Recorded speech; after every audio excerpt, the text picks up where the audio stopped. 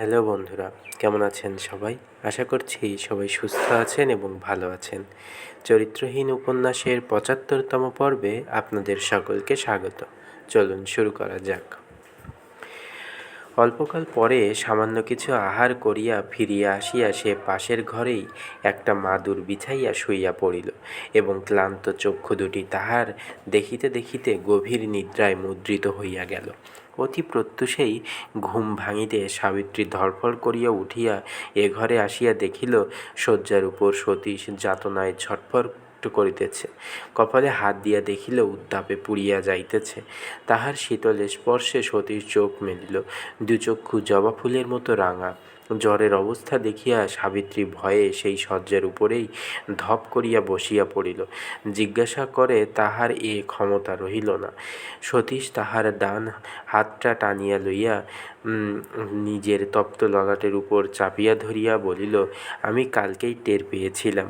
কালই আমি বেহারিকে বলেছি, এই জ্বর আমার শেষ জ্বর, এবার আমি আর বাঁচব না।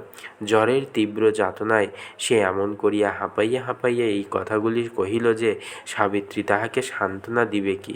অদম্য কান্নায় তাহার নিজেরই কণ্ঠ রোধ হইয়া গেল এবং সমস্ত রাত্রি নিশ্চিত হইয়া ঘুমাইয়াছে বলিয়া অনুশোচনায় তাহার নিজের মাথাটা ছেঁচিয়া ফেলিতে ইচ্ছা করিতে লাগিল। সতীশ কহিল, আমার একটা সাহস যে তুমি আমার কাছে আছো বলিয়া সে পাশ ফিরিয়া শুইল। আজ সেই তাহার সকলের বড় অবলম্বন।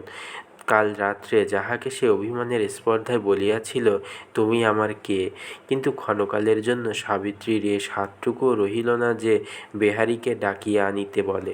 শুধু সতীশের একটা উচ্ছ্রিষ্ট বাহুর উপর হাত রাখিয়া পাথরের মূর্তির মতো বসিয়া রহিল।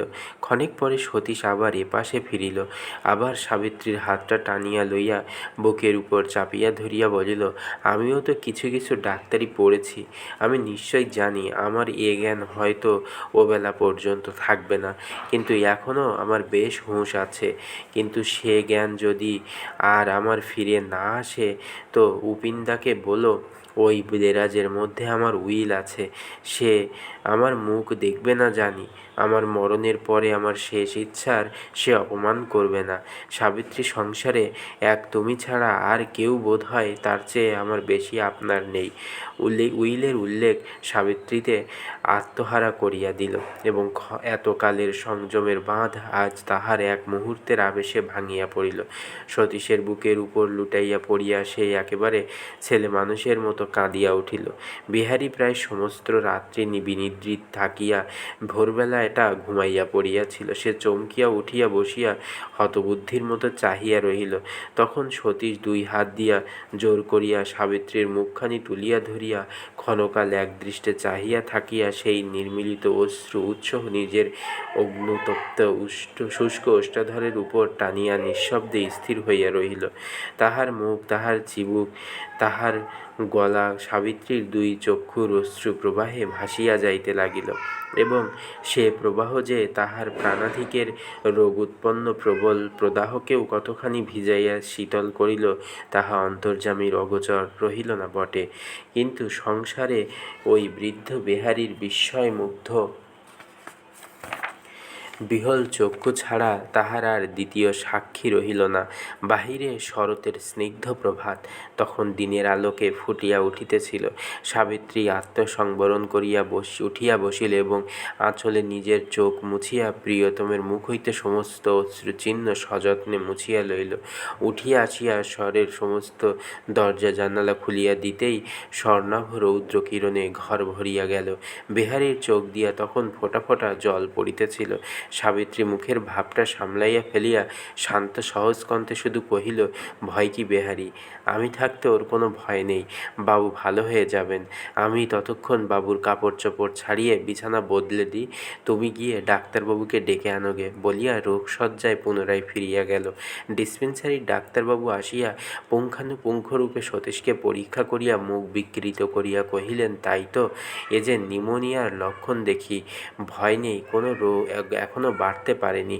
ভরসা দিয়া সান্ত্বনা দিয়া ডাক্তারবাবু স্বহস্তে ওষুধ প্রস্তুত করিবার জন্য নিচে চলিয়া গেলেন। সতীশ কষ্টে একটুখানি হাসিয়া সাবিত্রীর মুখের পানে চাহিয়া কহিল, ভয় আমি এক তিল করিনে বলিয়া বানিশের তলা হাত দিয়া চাবির গোছা বাহির করিয়া দেখাইয়া কহিল, এটা চিনতে পারো সাবিত্রী? নিজে ইচ্ছা করে একদিন যাকে আঁচলে বেঁধেছিলে, আজ আমি তাকে তোমার আঁচলে বেঁধে দিই বলিয়া সাবিত্রীর অশ্রুসিক্ত আঁচলখানি টানিয়া লইয়া ধীরে ধীরে তাহার চাবির রিংটা বাঁধিয়া দিয়া একটা শান্তির নিঃশ্বাস ফেলিয়া পাশ ফিরিয়া শুইল। সাবিত্রীর প্রতি বেহারির নির্ভরতার অন্ত ছিল না।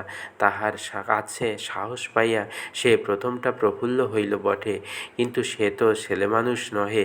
দিন কয়েক পরে সেই সাবিত্রীর মুখের চেহারা দেখিয়া মনে মনে ভীত হইয়া উঠিল। সে লক্ষ্য করিয়া স্পষ্ট দেখিতেছিল, এই অসীম কর্মপটু সহিষ্ণু রমণীর শান্ত মুখের উপর একটা পাণ্ডুর ছায়া ক্রমশ ঘনীভূত হইয়া উঠিয়াছে। 8-10 দিন পরে একদিন সন্ধ্যায় সে সাবিত্রীকে নিভৃতে পাইয়া সহজকণ্ঠে কহিল, মা, এই বুড়োকে ভুলিয়ে কি হবে? তোমার ওই কচি বুকে যা সহ্য হবে তা এই বুড়ো হাড়ে হাড়ে কি সইবে না মা? তার চেয়ে আমাকে সব কথা খুলে বলো, আমি দেখি যদি কিছু উপায় করতে পারি। সাবিত্রী একটুখানি স্থির থাকিয়া বলিল, তোমাকে এখনো বলিনি বেহারি, কিন্তু তোমার নাম করে উপিনবাবুকে আজ সকালে আমি চিঠি লিখে দিয়েছি। 2 দিন অপেক্ষা করে দেখি, যদি তিনি না আসেন তোমাকে নিজে একবার তার কাছে যেতে হবে বেহারি। বেহারি উৎকণ্ঠিত হইয়া উঠিল, আমাকে না বলে এ কাজ কেন করলে মা? কেন বেহারি, তিনি কি আসবেন না? বেহারি মাথা নাড়িয়া আস্তে আস্তে বলিল, তিনি আসতেও পারেন, কিন্তু আমাকে কেন একবার জানালে না মা? কেন বেহারি? বেহারি সংকোচে চুপ করিয়া রহিল। কথাটা বলা দরকার, কিন্তু এই অত্যন্ত অপমানকর বাক্যটা তাহার মুখ দিয়া সহসে বাহির হইতে চাহিল না। সাবিত্রী কহিল, এ সময়ে তার আসা যে নিতান্ত দরকার বেহারি। বেহারি বহু কষ্টে সংকোচ কাটাইয়া বলিয়া উঠিল, সে তো জানি মা, কিন্তু তুমি কাছে না থাকলে পৃথিবীর সমস্ত লোক বাবুর বিছানা ঘিরে থাকলেও তো তাকে বাঁচাতে পারা যাবে না। সে কথা কেন ভেবে দেখনি মা? সাবিত্রী কহিল, ভেবেছি বেহারি, আমি বাড়ির যেখানে হোক লুকিয়ে থেকে আমার কাজ করতে পারবো, কিন্তু উপিনবাবু না এলেই নয়। তাছাড়া আমি মেয়ে মানুষ, এ বিপদে কতটুকু ভালো মন্দই বা বুঝি। না বেহারি, তিনি আসুন। বেহারি ঘাড় নাড়িতে নাড়িতে কহিল, উপিনবাবুর কথা জানি নে মা, কিন্তু বাবুর কথা জানি। নির্বোধ বটে, কিন্তু এই 60 বৎসর ধরে সংসারটা তো দেখছি, কটা পুরুষ মানুষ তোমার চেয়ে ভালো মন্দ বেশি বোঝে মা? তা সে যাই হোক, তুমি কাজ থেকে সরে গেলে এ যাত্রা বাবুকে যে ফেরাতে পারবো না, এ কথা আমি তোমার পা ছুঁয়ে পর্যন্ত দিব্যি করে বলতে পারি। এমন কাজ করো না মা, তুমি আমার বাবুকে ছেড়ে আর কোথাও পালিয়ে থেকো না। একথা বেহারির যে সাবিত্রী যে কম জানিত তাহা নহে, কিন্তু চুপ করিয়া রহিল। তাহাকে হাতের কাছে না পাইলে সতীশের ব্যাকুলতা যে কতখানি বাড়িবে সে সতীশই জানে, কিন্তু এই নিদারুণ রোগশয্যায় সতীশকে চোখের আড়াল করিয়া সাবিত্রী আপনি কি বাঁচিবে কি করিয়া? তাহার প্রতি উপেন্দ্রর ঘৃণা তাহার অবিদিত ছিল না। তিনি আসিলে তাহাকে আত্মগোপন করিতেই হইবে, তাহাতে লেশমাত্র সংশয় নাই।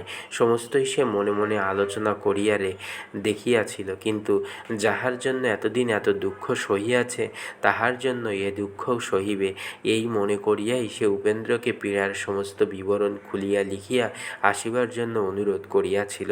সাবিত্রী দৃঢ়কণ্ঠে কহিল, না বেহারি, সে হতে দিতে পারব না।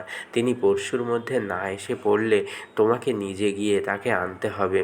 বেহারি ম্লান মুখেই কহিল, এ কথা কেন বলছো মা? আমি চাকর, আমাকে যা হুকুম করবে তাই আমাকে করতে হবে, কিন্তু আমিও তো মানুষ।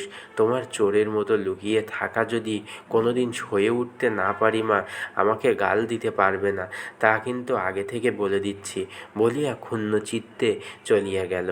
কিন্তু সাবিত্রীর সে চিঠি উপেন্দ্রর হাতে পড়িল না। পিতা ও মহেশ্বরীর পুনঃ পুনঃ অনুরোধে সে মাসখানেক পূর্বে নিজের সম্পূর্ণ ইচ্ছার বিরুদ্ধে ও জল হাওয়া বদলাইতে পুরী যাইতে বাধ্য হইয়াছিল।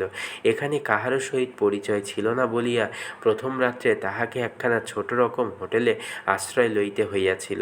ইচ্ছা ছিল, ছাড় খাতির যত্নের অবধি রাখিলেন না, আলাদা ঘরে বিছানা করিয়া দিলেন, এমনকি যতদিন খুশি সে এখানে থাকিলেও যত্নের ত্রুটি হইবে না ভরসা দিলেন। বন্ধুরা, আজ এই পর্যন্ত। পরবর্তী পর্ব আপনাদের জন্য আগামী দিন নিয়ে আসব। ততক্ষণ পর্যন্ত সবাই সুস্থ থাকবেন, ভালো থাকবেন। ধন্যবাদ সকলকে। শুভ সন্ধ্যা।